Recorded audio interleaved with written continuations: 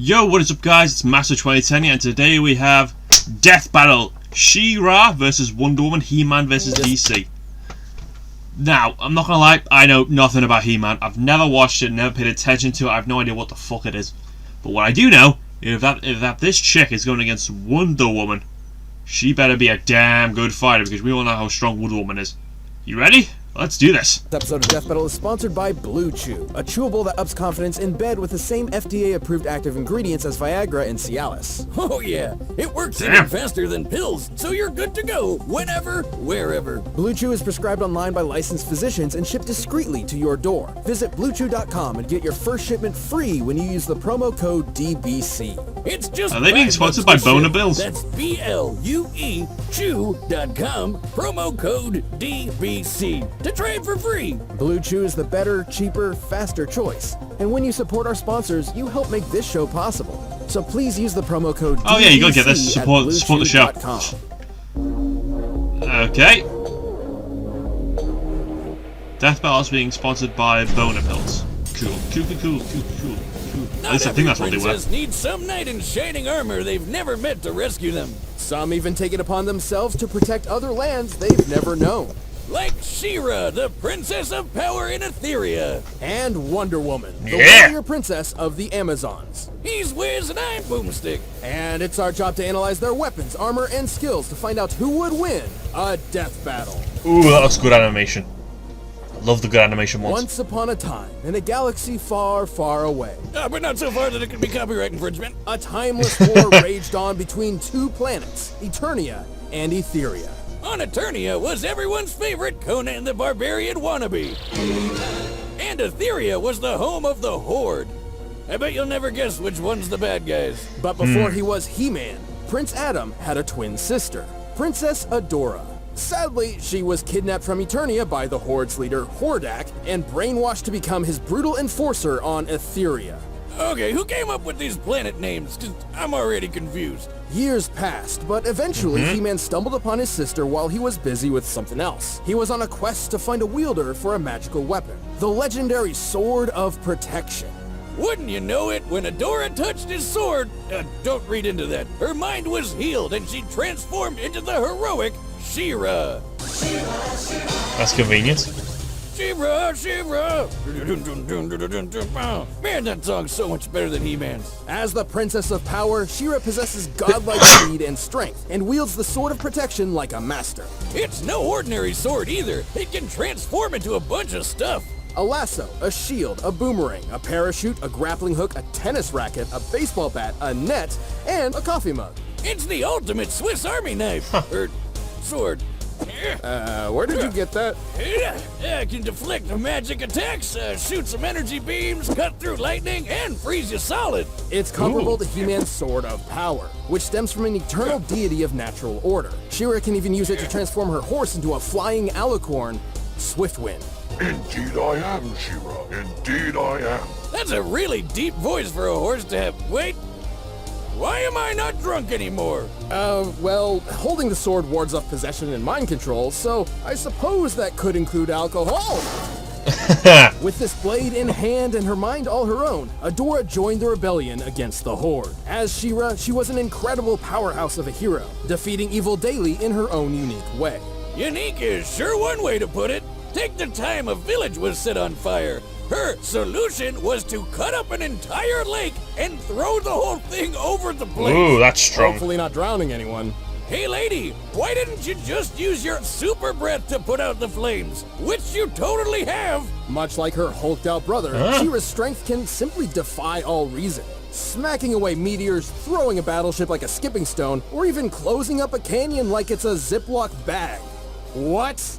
How about that time she climbed from the surface of the planet all the way to a spaceship in orbit in less than a minute? Assuming the orbit around Etheria is similar to Earth, she must have been climbing about 20 times faster than sound. Even better, her Mount Swiftwind kept up with the Rock People, who can fly between solar systems. Therefore, he might be able to move over 450 times the speed of light. Rock People's a dumb name for people that are fast. Rocks are slow. And then there's the other flying horse, Crystal Sun Sundancer. Oh god, wait, Wiz, is this another pony episode? Crystal Sundancer was specifically stated to be faster than Swiftwind and took She-Ra and He-Man to another galaxy.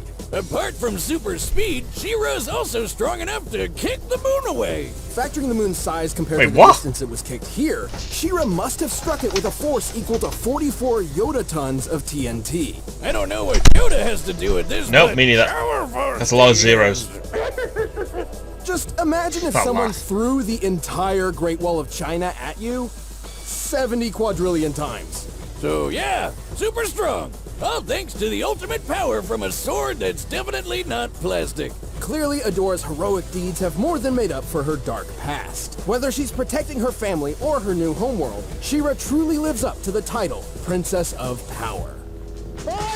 Okay, that's a lot. Okay, that's strong, I'm not gonna lie. Wow, okay. Somewhere among the distant knots of the ocean, a mysterious island is veiled by mist and magic. This is Themyscira, home of the Amazons. Location, tropical island. Population, 100% women. Attractions, everyone's a highly trained warrior. Oh yeah, I know where I'm taking my next vacation. The Amazons Oh, yeah. were tasked by the Olympian gods to prepare for a great battle, and trained in solitude for many millennia. Until one day when a military plane randomly crashed into paradise. Call it luck, call it will of the gods, but Olympia's chosen were no longer a secret. Even they knew it was about time they checked out what the rest of the world was up to. So after playing the deadliest game of catch ever, because they were catching frickin' bullets, they chose their finest fighter as an ambassador to, quote, man's world. Yeah! Was Diana Prince, or as she would come to be known, Wonder Woman. Diana didn't just reconnect the Amazons with the rest of the world, she became a goddamn superhero. And one of the best. With her divine physiology, she already possessed incredible superhuman abilities. However, her powers were amplified by blessings of the gods. 3,000 including years old. flight, accelerated healing, and a little bit of magic. But as someone who's noticing a few new experience lines in the mirror every She looks morning, way too I think good. I'm mostly jealous of her power to barely ever age. Experience lines? You mean wrinkles? What? Of course not. I'm just leveling up in life. You know, I've been working on a de-aging solution. You could give it a try. No. I Do know it. how this goes, son of a bitch. Anyway, it's important to note that Diana is more than simply superhuman. She's trained in martial combat and equestrianism all her life. We know she was born when the Roman Empire employed centurions, so Yeah. she's likely over 3,000 years old. That's crazy! Why do I sound like a cartoon mouse? Well, back to the drawing board. Moving on, Wonder Woman also carries an arsenal of specialized weapons and tools. Sure, See the that movie. invisible jet seems kind of stupid when she can just lift off on her own, but how about that lasso Yeah. of truth? She can make anybody spill the beans with that thing. I cross-dress in a Wonder Woman outfit. It makes me feel powerful. She has carried many blades, but her tried and true was crafted by the god of the forge, Hephaestus. The edge of this immaculate sword is so fine, it can shear electrons off of atoms. Superman once used it to literally split an atomic nucleus, which promptly blew up in their faces. Good times. She can even summon this magic sword at any point thanks to her metal cuffs, the bracelets of submission. Not only do those sound super kinky, they're super durable. They're made of 8th metal, one of the strongest elements in all of creation. That means they can deflect basically anything. Bullets? Easy. Heat vision hotter than the sun? Not a problem. Darkseid's Omega beams that are totally unblockable? Well, they Yeah. aren't anymore, bitch. The name isn't really a Interesting. BDSM reference. Well, not today at least. While wearing the bracelets of submission, Wonder Woman's power is True. actively suppressed, held back for, presumably, the safety of others. So when she takes them off, step the hell away, cause she's going God mode. With all this potential, Diana quickly made a name for herself among the superhero community. In time, she helped found the Justice League, the greatest team of superheroes the world has Yeah. ever known. Fellow leaguer Batman even called her the best melee fighter in the world. It's all about those wave dashes. What? Oh, wrong melee. But it's Batman, a guy who knows 10 times more than Google ever will. I mean, she's basically defeated every other Justice League member in a fight at some point. This chick literally punches warheads like they're beach balls. She's defeated Professor Zoom. The Flash is equal, while on the receiving end of multiple light speed punches. By punching at light speed, the mass of Zoom's strikes technically reaches a near infinite level, striking with the force of a white dwarf star. That is 2 billion megatons of force per punch. And Diana beat the shit out of him while she was blind. She certainly has the speed to match. She's fast enough to race Shazam and battle Superman from the Earth to the Sun in about 20 seconds. During the conflict with an entity known as the Shattered God, she moved quick enough to block all his fractured pieces from returning to him from across the universe. Pulled Martian Manhunter out of a black hole. Move both the moon and the Earth. Though she did need a bit of help. It takes about 1,000th of a celestial body's weight to move it against the sun's orbit. Assuming Wonder Woman was pulling her fair share, that means she's lifting over 2 quintillion tons. She's not invincible, though. Technically, she's vulnerable to piercing I haven't weapons. seen this movie. What is things this? like bullets and swords. To be fair, you would need far more than a few bullets to take her down. Not only does Diana have a stellar healing factor, but she's incredibly tough. Hell, when Bats was putting together a list of contingency plans in case any Justice League members went crazy, he left Wendy's box empty, because he says she doesn't have a kryptonite. Why even have the box at all? Whatever. That's a good Simply point. put, Wonder Woman is an incredible warrior. She would be the There's a toughest to good take reason down. why she's considered one of the DC Trinity. She didn't just bring the Amazons back into the modern world. Wonder Woman inspired many new generations of heroes, while saving the day time and time again. I am Diana. She doesn't really have a specific weakness, does she? I won't be denied. I mean, not like Superman, where he'll just go down if you have it. Alright, the combatants are set, and we've run the Come gamut on, through Wonder all Woman, let's go possibilities. DC! But first, I need to rock out And as that you know, She-Ra theme song with I some clearly Raycon support DC. earbuds. She-Ra, She-Ra. I've got a mile posted there This as well, episode but of Death Battle it's is kind of sponsored by outnumbered. Raycon. Whether you're working at home or keeping up your fitness, you know that what you're listening to should be what you want to hear. Not your roommate. Alright guys, let's do this. Ooh, that looks good. Honestly, for a split second I thought this was Destiny, I don't know why. Or Warframe or something. Zeus, Heracles, Hippolyta, give me strength. Oh, this is good.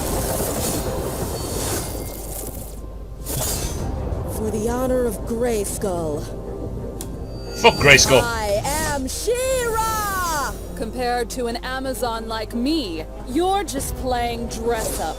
Oh! Oh, this looks amazing. You are strong, Amazon, but no match for a princess of power. Get over yourself.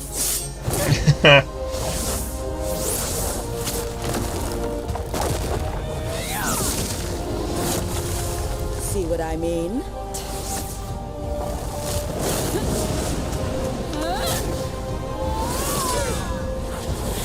Oh, shield. Ooh. Nah, she can take a hit.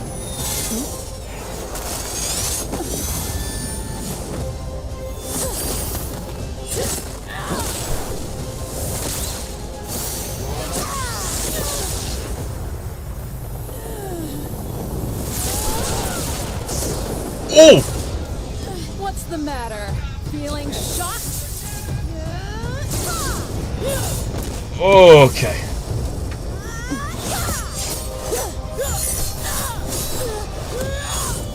Yeah, go on.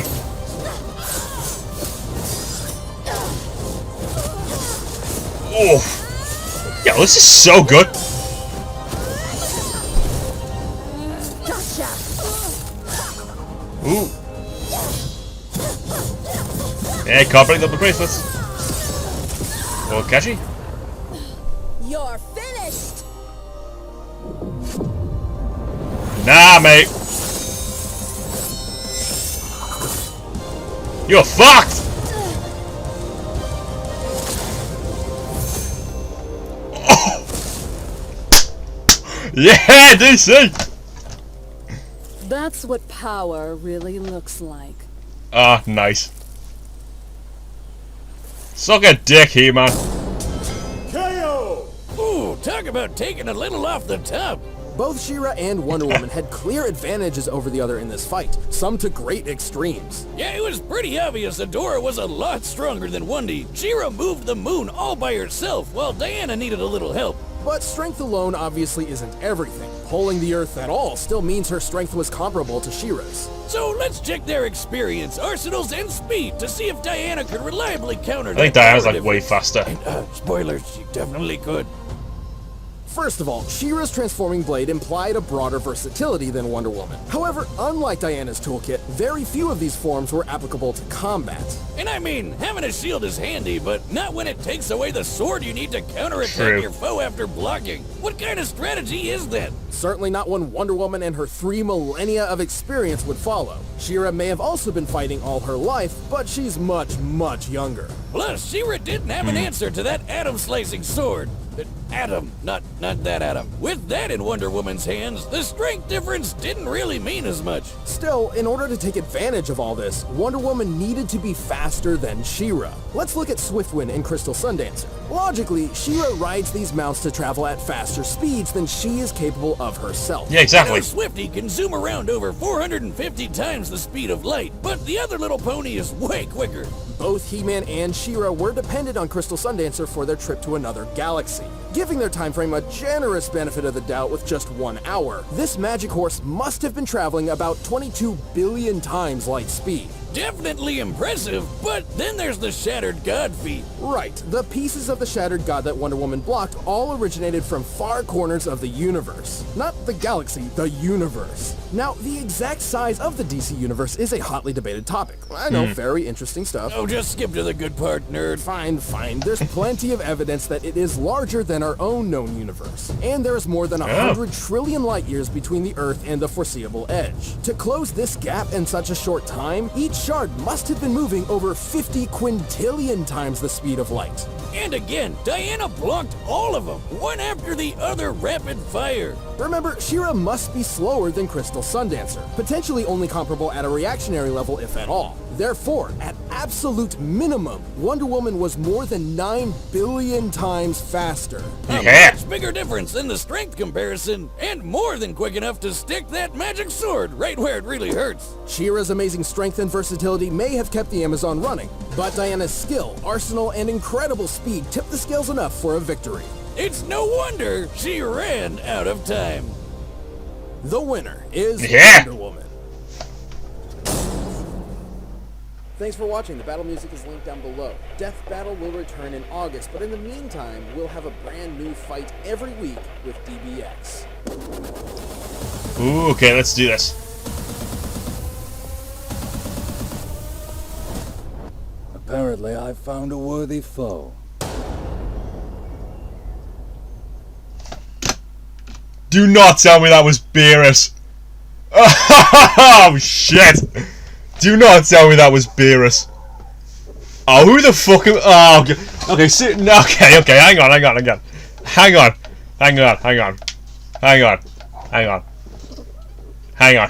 Okay, first of all, that fight, that might have been my favourite anime, like, choreography in a death battle I've ever seen.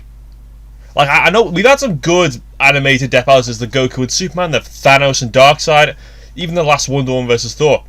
But that, I think this one takes the cake, I'm not gonna lie. It just, like, you could clearly see what was happening most of the time, you know?